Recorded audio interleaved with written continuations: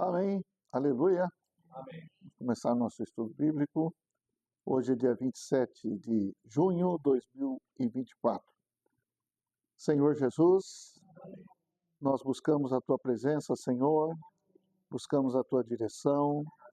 Senhor, nós queremos amar cada dia mais a Tua palavra, colocá-la em nosso coração, viver a Tua palavra, receber a Tua palavra como vida para nós, como tudo para nós, Senhor.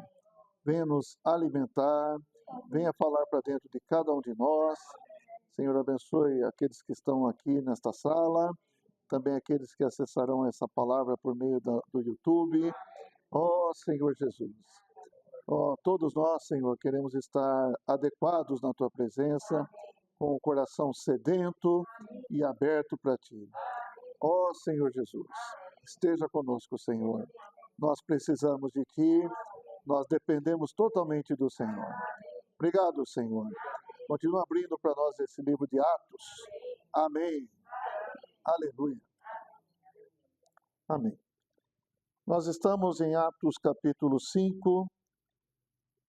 Nós vimos algumas coisas positivas e algumas coisas negativas na semana anterior.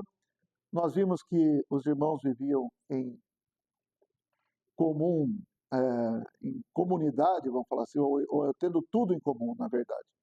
Eles vendiam propriedades e deixavam para os apóstolos cuidarem da distribuição segundo havia necessidade.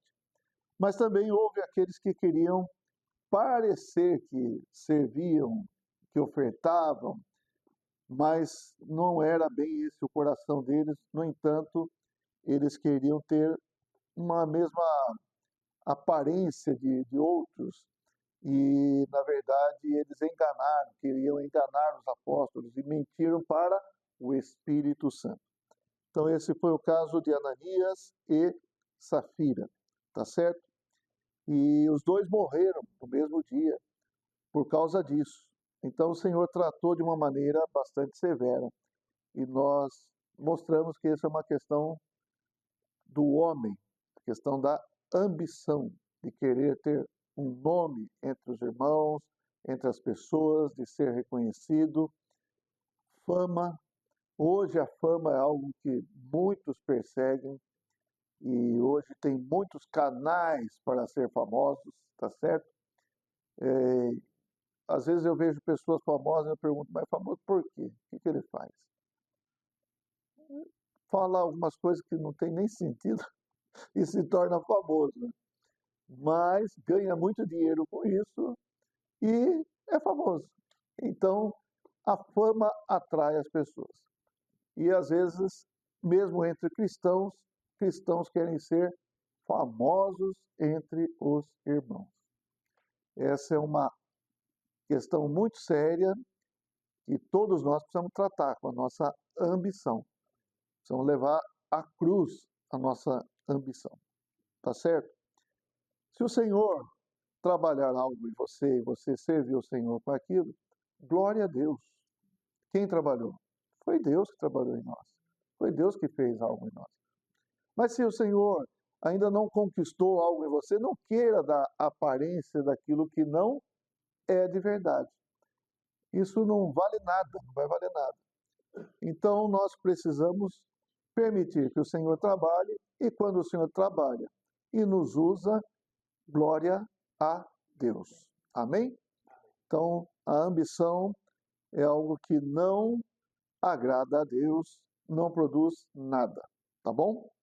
Hoje nós vamos continuar, então, a partir do versículo 12 do capítulo 5 de Atos. Eu vou ler esse trecho do capítulo 5, do 12 ao 16, tá?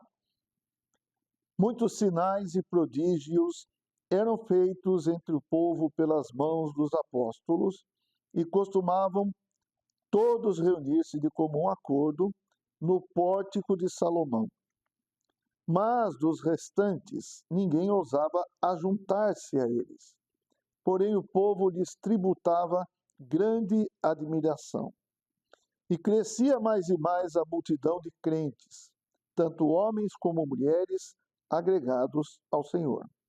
a ponto de levarem os enfermos até pelas ruas e os colocarem sobre leitos e macas, para que ao passar Pedro, ao menos a sua sombra se projetasse em alguns deles.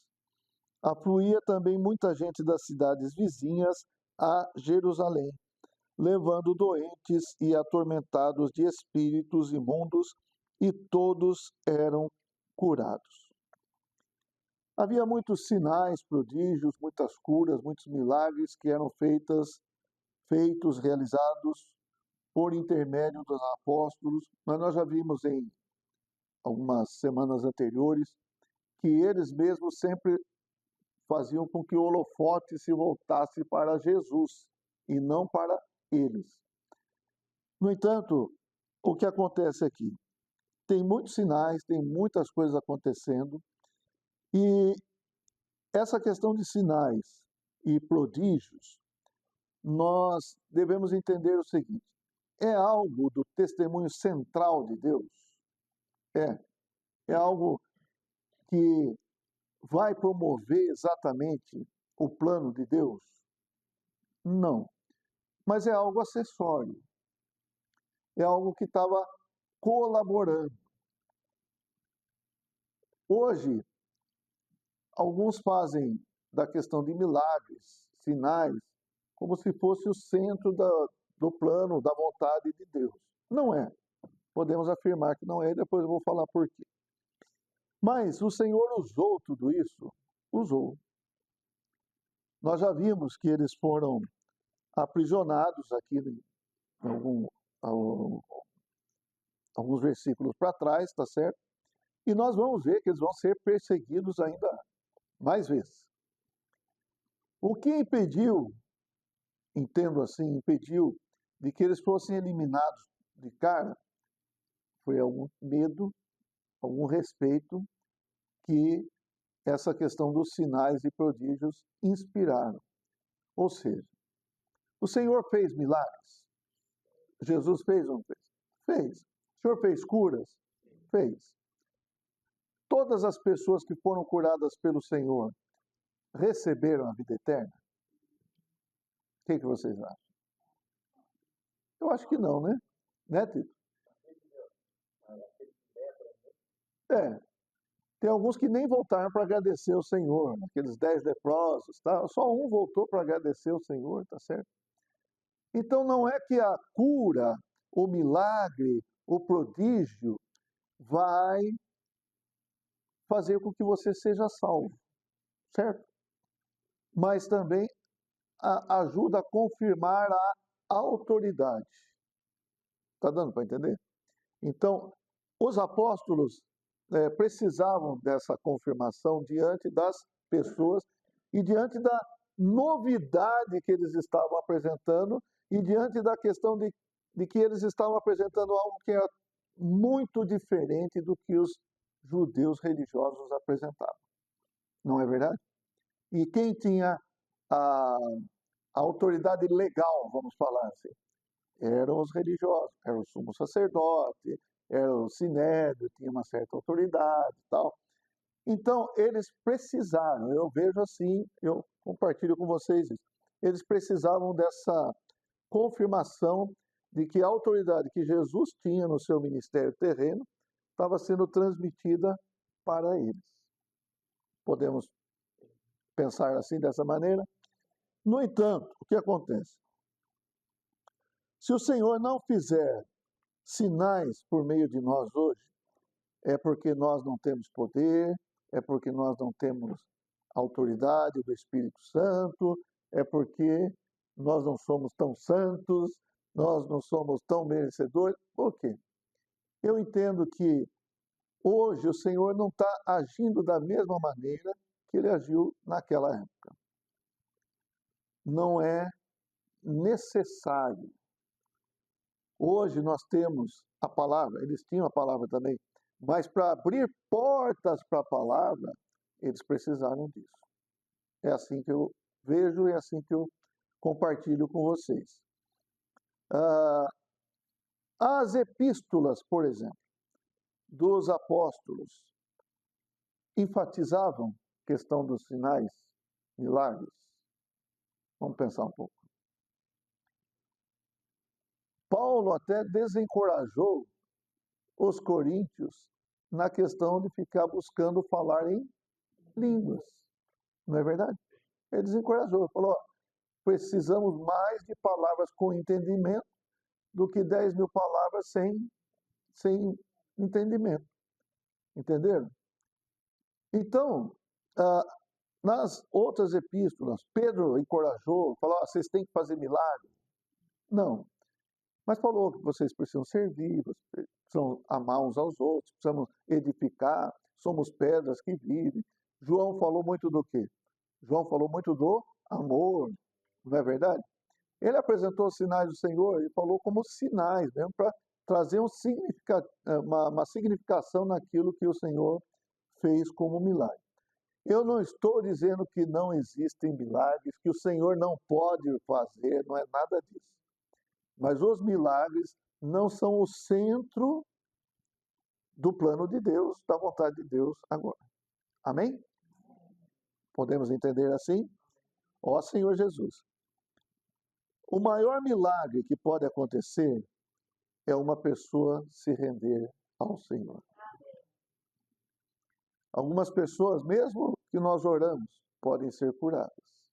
E eu conheço muitas que a gente orou e foram curadas, tal. Não estou falando assim, levanta da cadeira, não é assim. Mas oramos, as pessoas melhoraram, foram curadas, e nem quiseram mais saber do Senhor. Tem isso ou não tem? Tem muito mesmo. Então, o maior milagre é a pessoa se render ao Senhor. Porque eu acredito que é mais fácil você se render ao Senhor se você estiver inteiro, estiver doente, né? Não é? Você tem mais sensibilidade. Agora, você bem, você feliz, né? É mais difícil você deixar, tá com necessidade do Senhor. E é nessa hora que é o milagre, eu acho, que é o Sim. maior milagre. É o que... Se render sem a necessidade de estar enfermo. O que a Rosinei está falando é, às vezes a pessoa está doente e fica mais sensível ao Senhor. Isso acontece mesmo. E a gente visita as pessoas, ora com elas, e acontece de, naquele momento, ela ser salva, ela receber o Senhor, isso acontece. Mas o homem é duro também, tá certo? Estava lendo há pouco Êxodo. O faraó tinha um coração duro. Quantos milagres faraó viu? E o que ele fez? Duro o coração. Eu vou falar aqui. Esses mesmos judeus religiosos, líderes do povo, eles também viram muitos milagres por parte dos apóstolos. E nós vamos ver. Eles se renderam? Não se renderam. Então, irmão, não é o milagre em si que vai salvar as pessoas. Pode ser um coadjuvante, pode ser um auxílio ali para alguém receber o Senhor. Mas é quando Deus toca no coração do homem. Esse é um grande milagre. E esse milagre não está na superfície, mas está lá no profundo da pessoa. Não é verdade? Quanto cada um se rende ao Senhor, é só o Senhor que sabe. Quanto você é pelo Senhor, só o Senhor que sabe.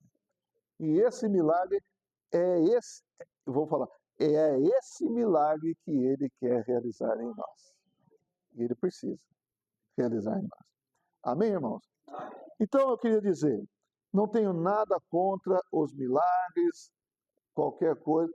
Claro, nós sabemos de coisas absurdas, certo? Que não tem nem porquê ficar falando a respeito. Mas Deus pode fazer qualquer coisa? Sim ou não? Pode. Quando Ele quer, quando Ele achar necessário.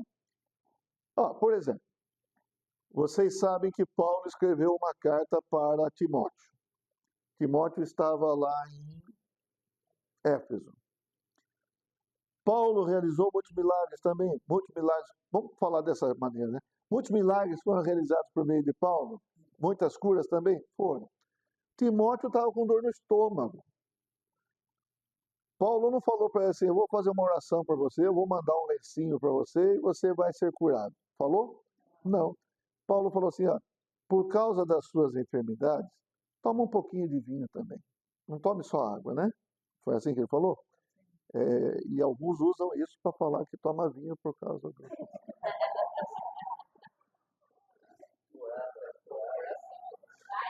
É, então, alguns a gente sabe que fazem do bar da esquina a sua farmácia, né? Mas não, não é esse caso. Então, a gente vê, Paulo está indicando um remédio, tá certo? Para o Timóteo tomar, e não falando de curas miraculosas. Também, como é que é o caso do Epafrodito? É,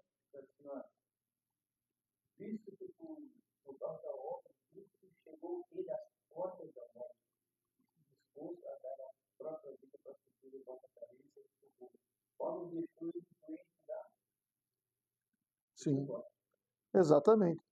Então, existe o caso do Epafrodito, que também chegou às portas da morte, mas ninguém foi lá, não foi curado miraculosamente, foi? Hein, Tito? Não. E outros também que morreram. E entre os irmãos que eram colaboradores, tinha um irmão que era médico, e era um grande colaborador de Paulo. Então, não precisava de médico, né? Era só fazer um milagre. Mas, enfim, é o que nós estamos falando. Se Deus quiser, Ele faz. Se Deus quiser usar algum sinal, Ele vai usar. Mas no momento que nós vemos Deus quer mais que o Espírito Santo atue por meio da sua palavra. Não é isso? Eu percebo assim, tá bom? Mas eu deixo para vocês todos aí. Cada um pode ter uma opinião a esse respeito. Mas, de qualquer forma, como eu disse, eles não enfatizam a questão de fazer milagres, nem falam para as pessoas, vocês precisam fazer milagres, mas enfatizam outras coisas, né? Da vida cristã. No capítulo 4, versículo 16, os do Sinédrio falaram o seguinte: que faremos com estes homens? Pois, na verdade, é manifesto a todos os habitantes de Jerusalém que um sinal notório foi feito por eles e não o podemos negar. Então, para mim, foi uma maneira de dar segurança para eles e também uma maneira de ampliar o desejo de saber o que estava acontecendo no meio do povo, tá? Então, também aconteceu isso. Vamos voltar agora para o capítulo 5, versículo 17.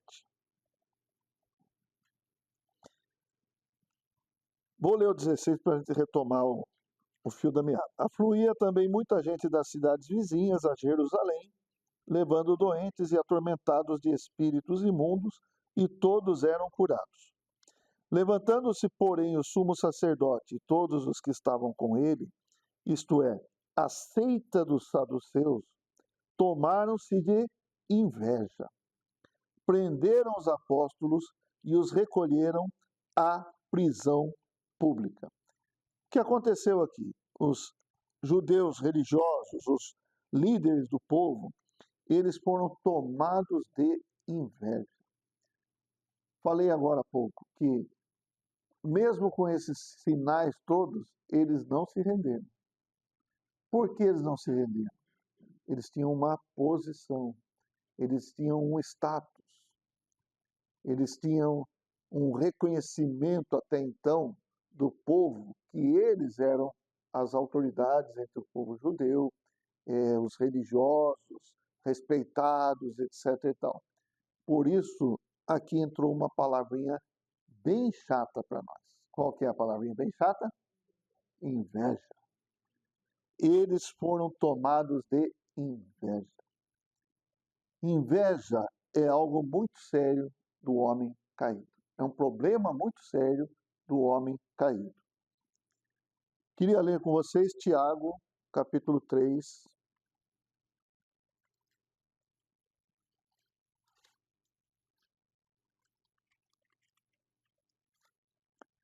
versículos 14 até o 16.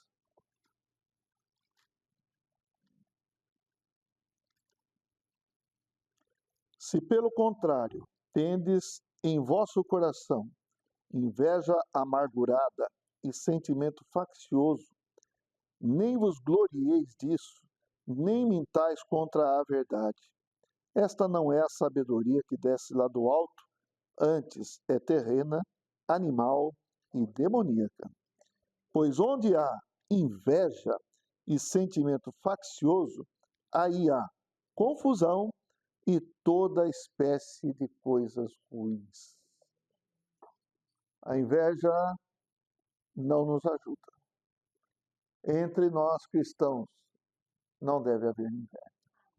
Entre nós irmãos não deve haver inveja. Aonde há inveja, há confusão e toda espécie de coisas ruins. Ó Senhor Jesus. Esses líderes estavam cheios de inveja, tomados de inveja, agiam por inveja. A inveja impedia que eles vissem que Deus estava operando por meio dos apóstolos, que era algo de Deus e que eles mesmos deveriam fazer o quê? Se submeter. Eles mesmos deveriam se converter a Jesus. Mas a inveja não deu espaço para eles. Ó Senhor Jesus. Irmãos, eu quero aproveitar então e falar um pouco da inveja. Gálatas, capítulo 5.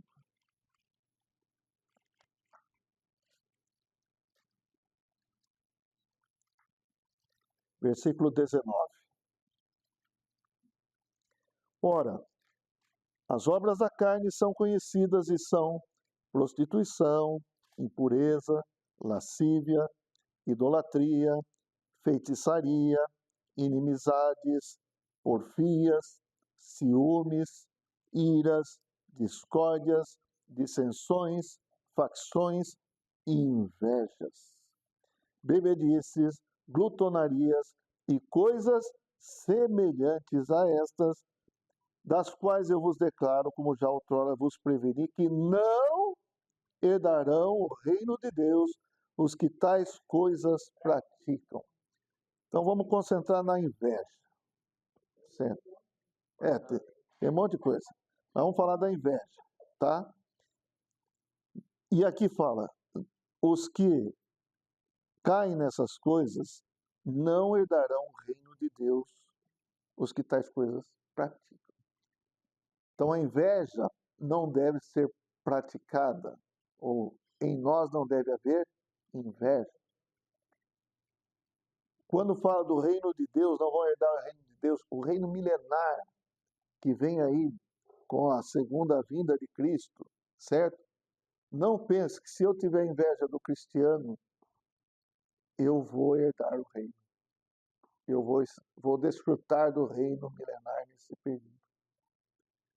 Às vezes, a gente dá atenção a alguns outros tipos de pecado, mas a inveja está dentro de mim, ninguém sabe, ninguém viu. Ou pode também se manifestar, claro que pode, mas se eu fico com inveja guardando as 7 chaves no meu coração, eu não vou ter problema? Eu não creio nisso, eu creio que você vai ter problema sim. Tá certo? Deus sabe. Então, tudo isso mostra, irmãos, que o Senhor quer tratar com a raiz do nosso, das nossas ações, mas daquilo que sai, que está dentro de nós, o que está no nosso coração. Então, ou seja, a palavra de Deus em nós não pode ser algo superficial.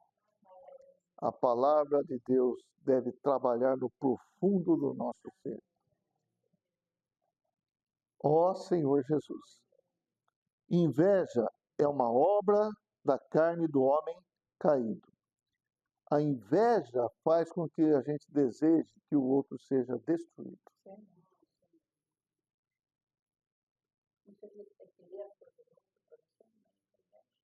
Não, eu tenho inveja, por exemplo, daquele irmão que tá, aquela irmã está se sobressaindo. Oh, os irmãos chamaram ela para fazer uma coisa, eu tenho inveja dela. Eu tenho inveja do outro. Pode ser, pode ter inveja de alguma coisa que alguém tem também, né? Ah, que ele tem mais coisa que eu, isso também. Mas, às vezes, inveja de.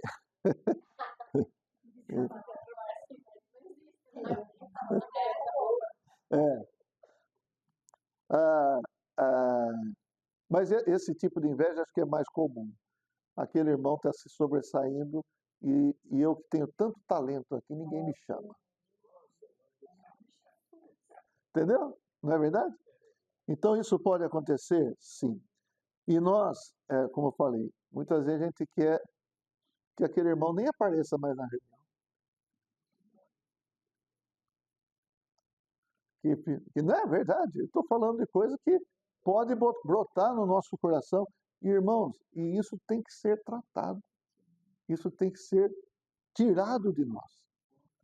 O que pode tirar? É o Senhor, a palavra, o Espírito, o agir. Esse é um milagre. Esse é um milagre. Não é verdade? É? É uma cura, exatamente. E isso é uma grande cura. Então, até falando, quantas curas interiores a gente precisa antes das curas exteriores? É ou não é? Eu queria ser curado da minha calvície.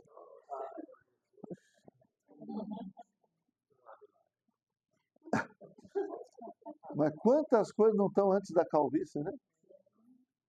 Não, só um exemplo. Né? Eu estou falando da calvície porque vocês estão vendo ainda. Mas quantas coisas não estão antes disso?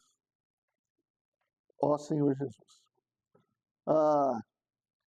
Então, esses líderes religiosos, eles estavam com muita inveja dos apóstolos. Por que eles estavam fazendo isso? Veja, a palavra não está nem falando que eles estavam fazendo isso por zelo da religião. A palavra de Deus está falando que eles estão fazendo isso por inveja. É grave, né? Ó Senhor Jesus. Irmãos, na vida da igreja, nós não podemos ter inveja uns dos outros. Se a inveja entra, o amor sai.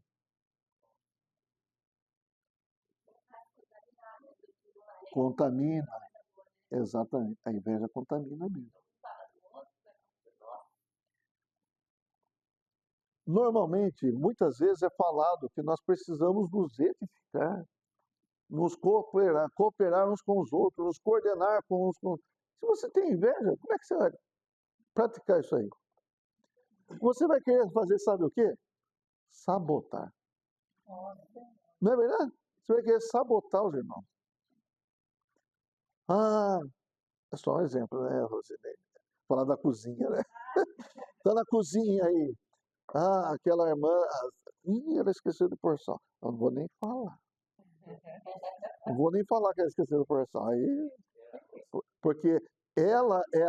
A irmã está na coordenação, eu não estou na coordenação. E se os irmãos perceberem que ela não pôs sal na comida, vai ficar ruim para ela.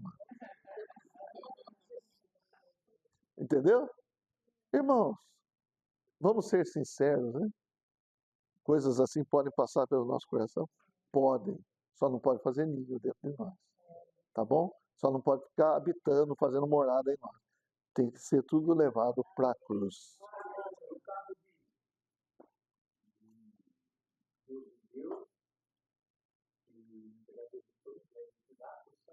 Sim, também. É a mesma coisa, exatamente. Esses dias nós vimos, né, Tito? Uhum.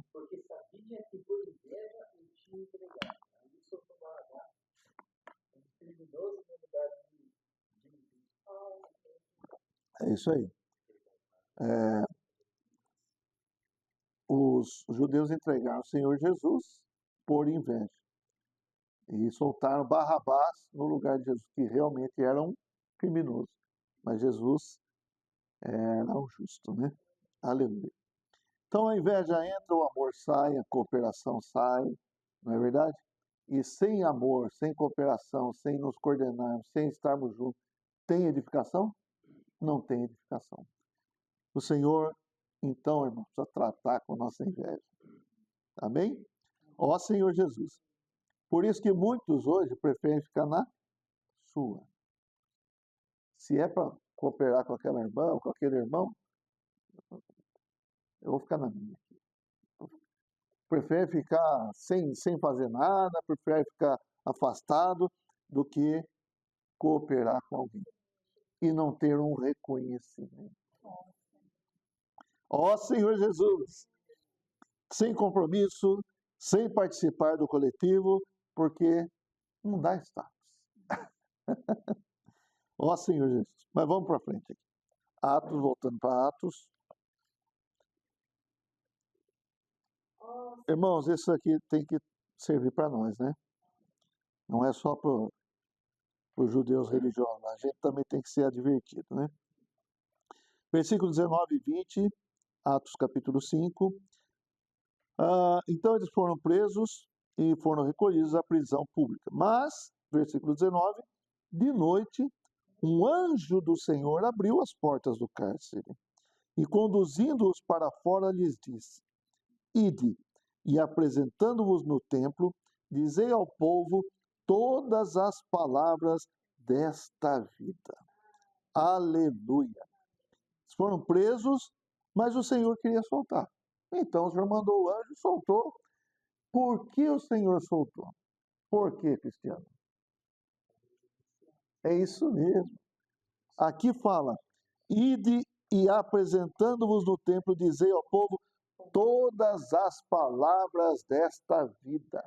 O Senhor queria que a palavra saísse, que a palavra fosse divulgada. Falou: dizei ao povo. Eles não querem saber? Os sacerdotes, os líderes ali não querem saber? Vocês vão lá no templo onde o povo ficava lá e fala para o povo as palavras desta vida. Irmãos, nós também precisamos falar a palavra da vida. Não palavras religiosas, não são preceitos humanos, não são tradições. O que nós pregamos é a palavra da vida. O que a palavra da vida faz? Transmite vida. O Senhor falou em João 10:10, eu vim para que tenham uma boa religião? Eu vim para que tenham vida e a tenham em abundância. E isso não parou. O Senhor ainda quer que a vida se espalhe. O Senhor ainda quer que todos nós tenhamos vida em abundância. Como que a vida vem? Por meio da palavra. Olha a importância da palavra, irmãos. Então eu vou reforçar isso aqui. Eles foram soltos para falar a palavra da vida. Eles não foram soltos simplesmente porque vocês não merecem. Eu vou soltar vocês aí que vocês não merecem. Não, eles foram soltos para pregar a palavra de Deus. Paulo falou alguma coisa semelhante. Ele podia estar algemado, mas a palavra de Deus não estava algemada.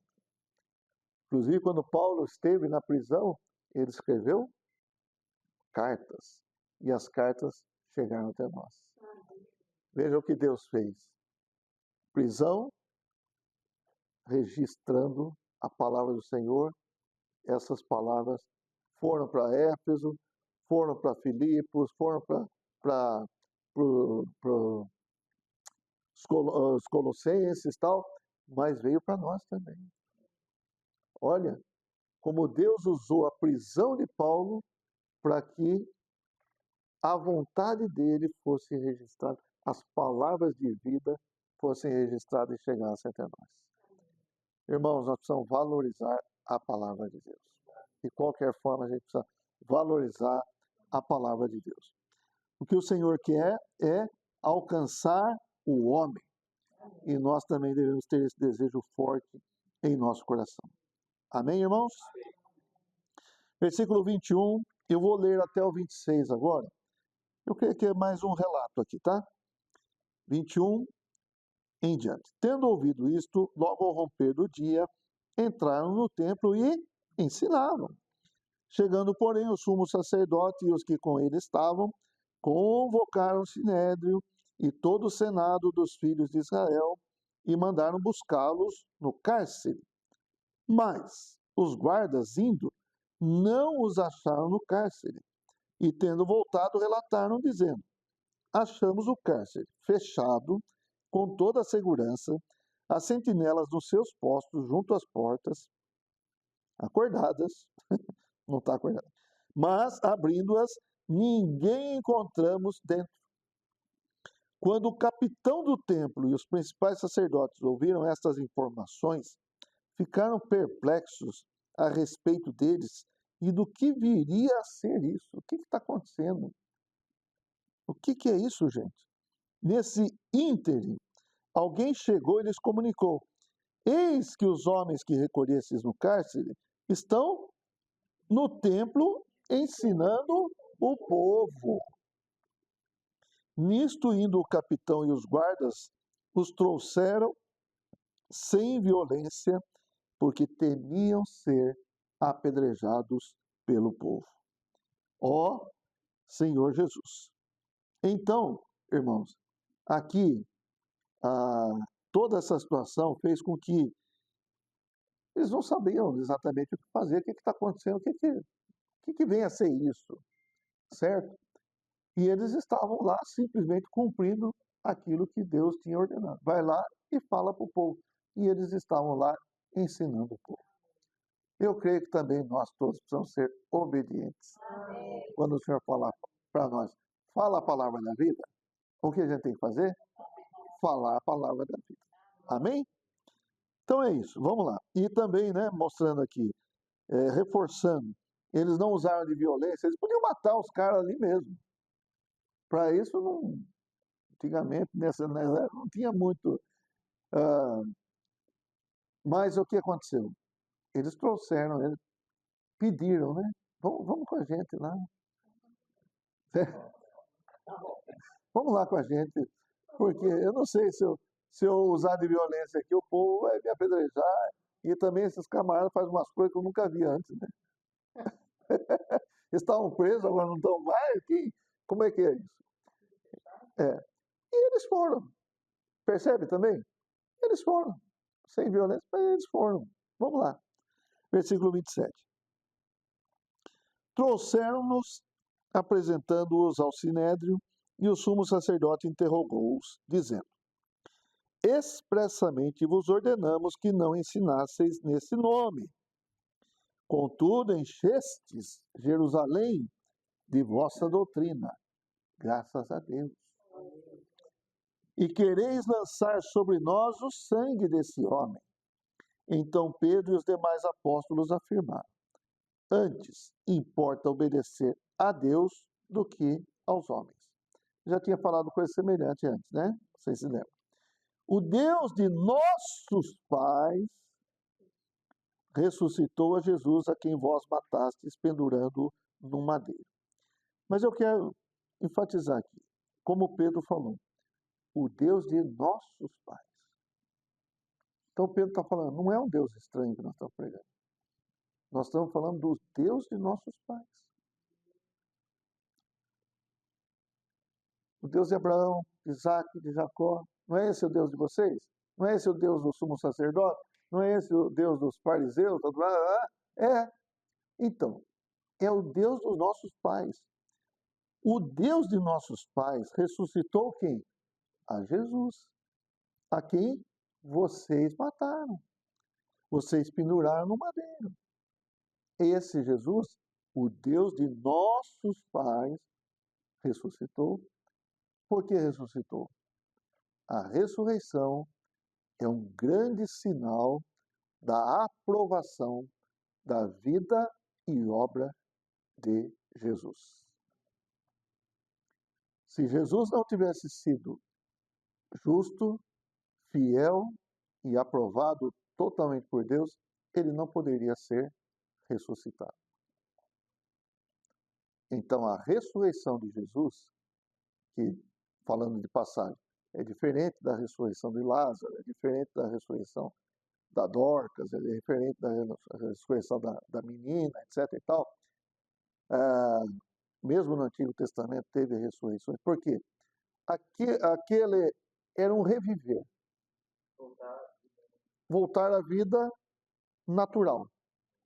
Não uma vida com o corpo transfigurado. O único que teve o corpo transfigurado foi Jesus, que se revestiu da imortalidade, que se revestiu da incorruptibilidade. Falamos certo? Então, esse Lázaro, por exemplo, ressuscitou. Podemos usar nesse momento a palavra reviveu, certo? Mas morreu de novo? Morreu. Ok? Está vivo até hoje, Lázaro? Não. Jesus está vivo até hoje? Amém. Então, todas essas ressurreições eram sombra da verdadeira ressurreição. O que a Bíblia afirma sobre Jesus? Colossenses, se não me engano, ele é a primícia, não, ou 1 Coríntios 15, as primícias dentre os mortos. Quem que é a primícia? Jesus. Não é Lázaro, não é nenhum daqueles que tiveram essa experiência. E também quando o Senhor na cruz morreu, também muitos ressuscitaram, né? Lembra disso? Lá em Mateus fala sobre isso. Mas não, eles não são primícias dos mortos. A primícia é o Senhor Jesus. Amém? Primícia é os primeiros frutos de ressurreição dentre os mortos. E é Jesus. Aleluia. Bom, prosseguindo aqui. Versículo 31. Deus, porém, com a sua destra, não só ressuscitou o Senhor, mas também o exaltou a príncipe e salvador, a fim de conceder a Israel o arrependimento e a remissão de pecados. Ora, nós somos testemunhas destes fatos, e bem assim o Espírito Santo que Deus outorgou aos que lhe obedecem. Não era o caso desses camaradas falar assim, eu também quero obedecer então. Eu também quero me arrepender. Eu quero a remissão dos pecados. Não é? Mas não, né? O status, a posição. Ó Senhor Jesus. A inveja, irmãos, olha, a inveja faz com que você nem ouça, nem tenha uma percepção adequada das coisas. A inveja distorce as coisas. Sério ou não é? Muito sério. Então, mas aqui ele falou que Deus exaltou Jesus como príncipe, soberano, aqui a palavra é soberano e salvador. O Senhor é o soberano dos reis da terra. Pode parecer que os reis, que são os bambambam aí, mas o Senhor está acima de tudo isso. Amém?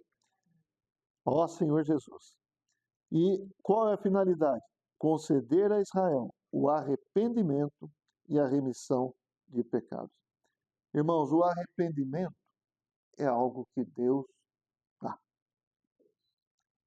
Nós podemos pensar, eu me arrependi. Claro, por um lado, certo? Por um lado eu me arrependi. Mas, eu trabalho para o Espírito Santo convencer você e levar você ao arrependimento. É ou não é? Vamos ser sinceros. É. E não digo somente do arrependimento lá quando você creu no Senhor Jesus. Mesmo hoje, irmãos. Muitas vezes demoramos para nos arrepender de certas coisas. Isso, muito bom. Esse é um versículo que eu amo tanto. Romanos 2, 4.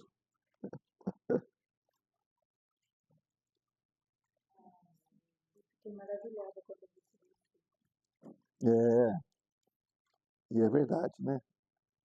Como todos os outros.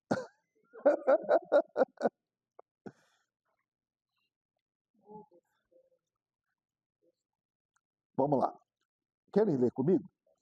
Ou desprezas a riqueza da sua bondade e tolerância e longanimidade, ignorando que a bondade de Deus é que te conduz ao arrependimento. É ou não é? É a bondade de Deus. Às vezes, como a Rosineide falou, às vezes a pessoa pode ficar doente e aí fica sensível e aí ela se arrepende. Mesmo ficar doente, é a bondade de Deus. Você poderia até morrer sem se arrepender. E aí? Seu futuro eterno. Como é que fica? Então, a bondade de Deus, irmãos, nos conduz ao arrependimento. E aqui fala da longanimidade. Vamos ler mais um versículo lá de 2 Pedro? É que o Titão lembrou desse versículo.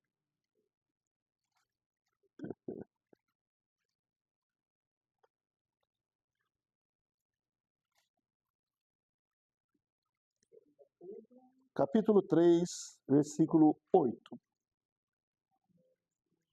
Há, todavia, uma coisa, amados, que não deveis esquecer, que para o Senhor um dia é como 1000 anos, e 1000 anos como um dia. Não retarda o Senhor a sua promessa, como alguns a julgam demorada.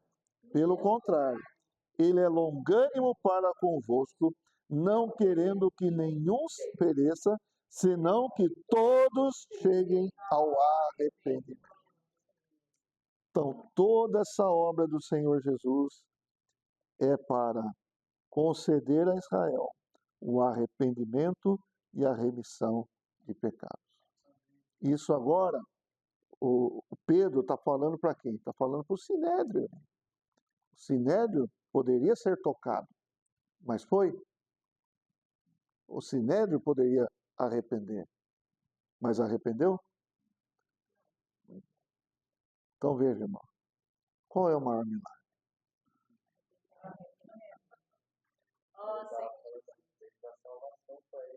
Exatamente. Ele está pregando o evangelho para eles aqui. Né? Ó, vocês mataram, mas olha, ele morreu e o Senhor o exaltou, Deus o exaltou a soberano e salvador, a fim de conceder a Israel o arrependimento e a remissão dos pecados. O pecado de vocês pode ser perdoado. Amém? Ó Senhor Jesus. Meu Senhor Jesus. E no 32, né? Nós somos testemunhas destes fatos. Irmãos, Pedro está falando aqui, ó, nós estamos aqui para testemunhar esses fatos, tudo que o Senhor fez. E não só nós, como também o Espírito Santo. Como que o Espírito Santo está testemunhando? Como? Confirmando, né? Ok? E o Espírito Santo, assim o Espírito Santo, que Deus outorgou, ou deu, concedeu aos que lhe obedecem. É só obedecer. Amém. 33. Eles, porém, ouvindo, se enfureceram. Qual é a reação? Se enfureceram e queriam matá-los. Começou com inveja, agora uma ira, furor, e quer fazer o quê? Matar. Mas levantando-se no sinédrio um fariseu chamado Gamaliel, mestre da lei, acatado por todo o povo, mandou retirar os homens por um pouco, e lhes disse, aí falou só para o sinédrio, né? Israelitas, atentai bem no que ides fazer a estes homens, porque antes desses dias se levantou Teudas, insinuando ser ele alguma coisa, ao qual se agregaram cerca de 400 homens, mas ele foi morto, e todos quantos lhe prestavam obediência se dispersaram e deram em nada. Depois desse levantou-se Judas, o Galileu, nos dias do recenseamento, e levou muitos consigo. Também este pereceu, e todos quantos lhe obedeciam foram dispersos. Agora vos digo, dai de mão a estes homens, deixa para lá. Deixai-os, porque se este conselho ou esta obra vem de homens, perecerá. Mas se é de Deus, não podereis destruí-los, para que não sejais, porventura, achados lutando contra Deus. E concordaram com ele. Chamando os apóstolos, açoitaram-nos e, ordenando-lhes que não falassem o nome de Jesus, os soltaram. E eles se retiraram do sinédrio, regozijando-se por terem sido considerados dignos de sofrer afrontas por esse nome. E todos os dias, no templo e de casa em casa, não cessavam de ensinar e de pregar Jesus, o Cristo. Gamaliel era um mestre da lei, era um conhecedor da Bíblia, então, das Escrituras, e ele foi mestre, sabe de quem? Paulo. Ele ensinou Paulo. Era um mestre famoso, respeitado, e Paulo, como era discípulo dele, até então Saulo, tá certo?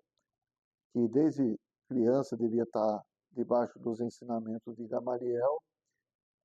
Paulo era também uma esperança da nação de Israel dentro do judaísmo.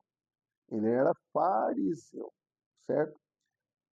Mas graças a Deus, nós sabemos que Paulo se converteu. Gamaliel, embora tenha dado um parecer equilibrado, ponderado, conciliador até, qual que é a situação dele? Aqui nós não vemos ele abrindo mão da sua posição, da sua cadeira no sinédrio, não é verdade? Para seguir Jesus. Então, irmãos, não interessa ser apenas ponderado, ser apenas uma boa pessoa, ser apenas um conhecedor das Escrituras. Nós temos que ser alguém que segue o Senhor. Isso é que muda a nossa história. Isso que muda a nossa vida. Podemos até admirar Gamaliel como um homem ponderado, inteligente até, não é verdade? Mas, veja só, os outros, eles apanharam. Os apóstolos apanharam, foram açoitados e ficaram tristes. Penduraram a chuteira, vamos falar assim. Não, eles ficaram felizes. Puxa vida, nós apanhamos por causa de Jesus. E aí? Eu não quero apanhar mais. Então, ó. É você que pregava Jesus. Essa foi a atitude? Não. Então, ó lá. Eu vou ler o 41 e o 42 novamente. Vamos ler juntos, né? E eles se retiraram do sinédrio, regozijando-se por terem sido considerados nome. E todos os dias, no templo e de casa em casa, não cessavam de ensinar e de pregar Jesus, o Cristo. Aleluia. Tem um relato, irmãos, que na China, por exemplo, na China continental, os irmãos fazem reuniões, os cristãos de verdade, sabe? Porque tem a religião estatal lá, né? Eu não sei como é que está hoje, mas isso acho que hoje está um pouco mais brando, mas já foi mais cruel o negócio lá. E os irmãos se reuniam assim, como a gente está se reunindo, mas tinha né, como diz, os espias lá que o vizinho podia dedurar lá para o Partido Comunista lá, parece que tem uma reunião cristã na casa do Milton Scarpellini. Aí vinha aqui, o que vocês estão fazendo aí? Com Bíblia, pode parar! Quem que é o dono da casa? É ele ali. Vai preso. Certo? Então há relatos do seguinte: os irmãos fazem esse tipo de reunião, continuam fazendo. E o dono da casa fica ali com a malinha pronta. Se for preso, está pronto para ir preso com a malinha dele. Entendeu?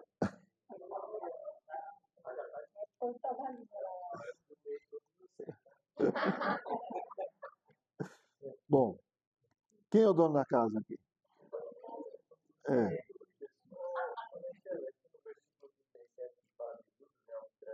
Não.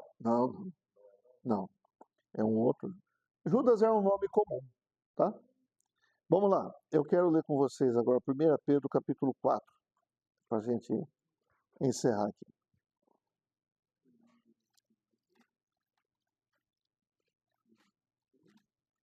Porque tem esse Judas que você falou, Judas Iscariotes, né? Tem o Judas, irmão de Jesus também. E tem esse outro Judas aí. E tem mais, hein? Vamos lá. 1 Pedro capítulo 4, versículo 12. Até os 16 eu queria ler com vocês.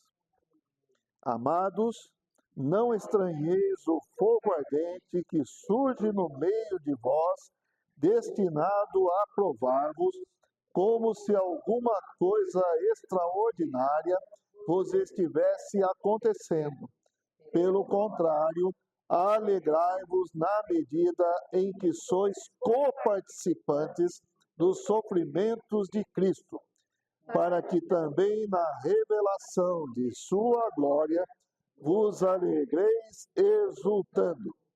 Se, em nome de Cristo, sois injuriados, bem-aventurados sois, porque sobre vós repousa o Espírito da glória e de Deus.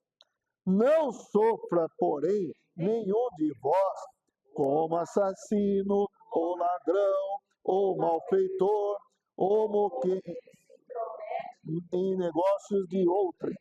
Mas se sofrer como cristão, não se envergonhe disso. Antes, glorifique a Deus com esse nome. Amém. Então, esse coro que eles levaram, esses açoites que eles levaram, essas reprimendas, essas ameaças, etc., não impediu eles de pregar e ensinar Jesus. No templo, ou seja, publicamente, mas também de casa em casa, em todo lugar. Amém, irmãos? O Senhor nos abençoe, que sejamos também pessoas com esse caráter. Amém, Jesus é o Senhor.